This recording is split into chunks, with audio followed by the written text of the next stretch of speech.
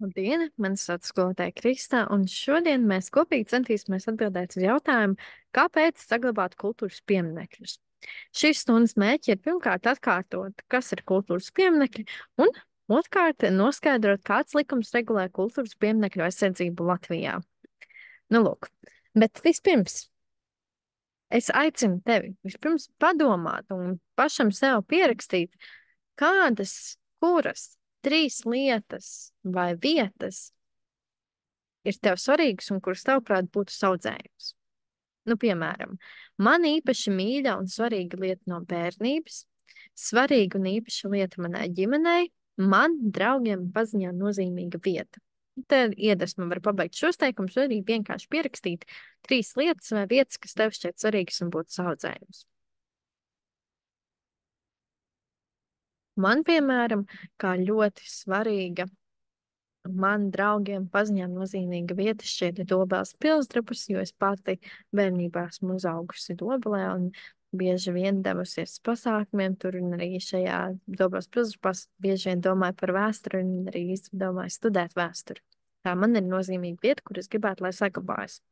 Svarīga un īpaša lieta manai ģimenei būtu ģimenes fotoalbums, kurā mēs tātad glabājam jau no vecākiem fotogrāfijas, un kurā ir tātad mums ģimenē svarīgi notikumi attēloti. Man īpaši un ļoti svarīga lieta no bērnības ir atsevišķas mans rotaļlietas. Jautājums tev, ja arī tu jau esi uzrakstījis sev 3 svarīgas lietas vai vietas, pamato, kāpēc nosaukties ir jāsaudzē un jāsaglabā. Kas notiktu, ja tā nedarītu? Padomājam, kāpēc šīs lietas un vietas tu gribi saglabāt? Kāpēc? Tāpēc, ka tās tev ir vērtības, tās tev patīk, tās tev ir nozīmīgas, tās stāsta par kādu pagātnes posmu tavā dzīvē, un patiesībā varbūt tu pat esi šīs vietas iemīlējis. Kas notiktu, ja tā nedarītu? Protams, tu pats varētu būt personiski sāpināts, ja kādas no šīm lietām un vietām tiktu izpostītas, un tās netiktu cienītas. Nu, lūk, arī es justos pati ļoti bēdīgi, Dobeles pilsdrupas tiktu izpostīts, jo šī vieta man ir ļoti svarīga. Tā simbolizē Dobeli, tā simbolizē manas mājas, tā ir saistīta ar vēsturi un palīdzē man saprast, cik ļoti man interesē vēsture. Un mani sāpinātu, ja es redzētu, ka šī vieta būtu izpostīta, jo man šķiet, ka tad pazustu daļa no Latvijas vēstures.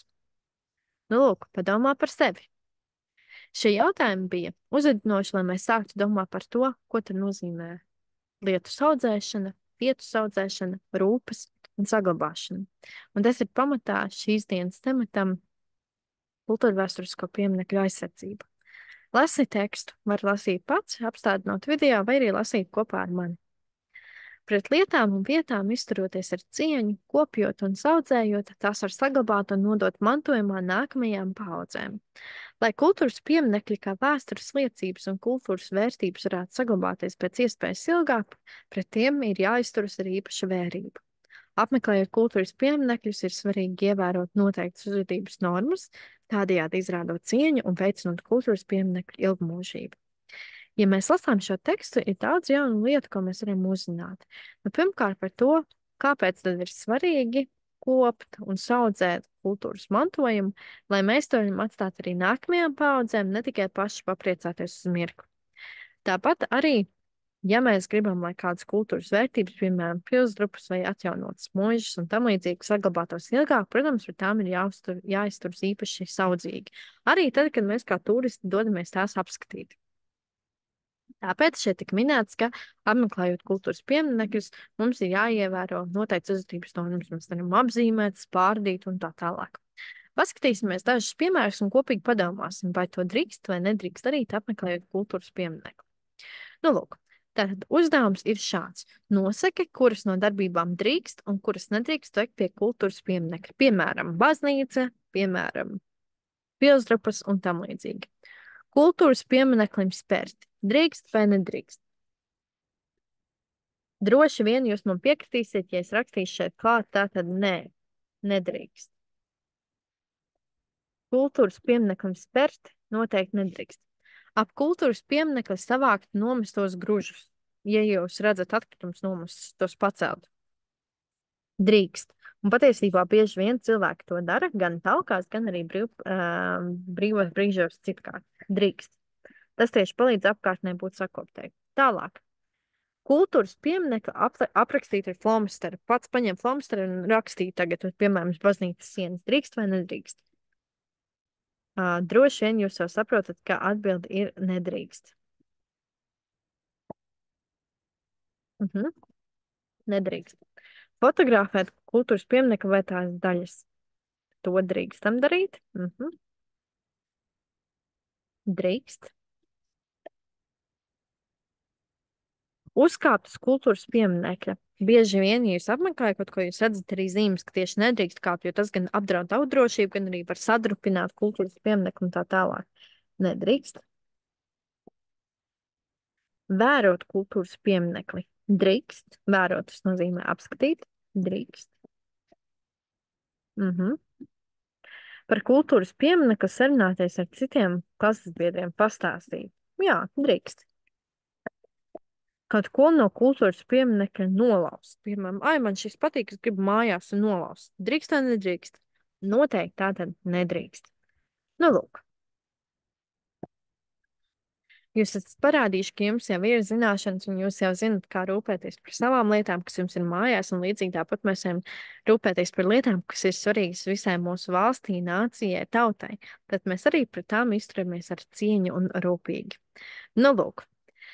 Bet patiesībā tas ir noteikts arī likumā. Un likumi, jūs zināt, ka ir jāievēro. Varbūt esat dzirdējuši šādu teicienu, ka likuma nezināšana neatbrīvo no atbildības.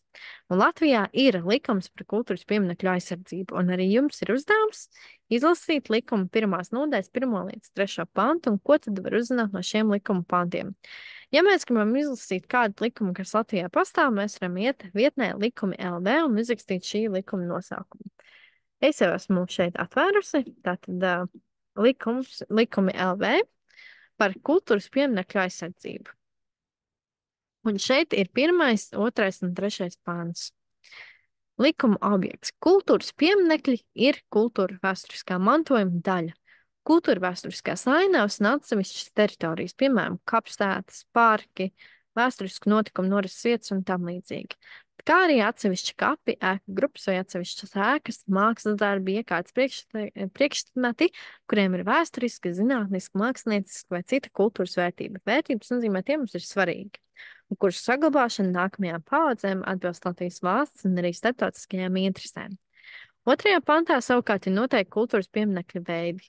Nekustamie kultūras pieminekļi, piemēram, ēkas, arheoloģiskas senvietas, kustamie kultūras pieminekļi, piemēram, senlietu atradumi, kino dokumenti un tam līdzīgi, kompleksa objekti, piemēram, atsevišķu objektu fondi un kolekcijas un tam līdzīgi.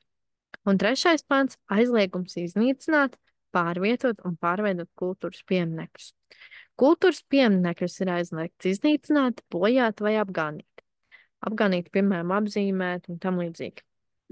Valsts un reģiona nozīmes nekustamos kultūras pieminekļus drīkst pārvietot un pārveidot tikai izņēmumu gadījumā ar Nacionālās kultūras mantojuma pārvaldes atļauju, bet vietējās nozīmes kultūras pieminekļus ar pašvaldības atļauju. Nu, lūk, tāds tad ir likums, kurš arī mums tātad pasaka, ka Latvijā mums ir konkrētas vietas, objekti, kurus mēs esam atzinuši par vērtībām, kurus mēs gribam saudzēt, lai saglabātu arī nākamajām paudzēm, un, lai to darītu, tad mums ir jāizturās ar cieņu. Nu, lūk, un tas ir visi mūsu kopīgs darbs. Paldies par stundu!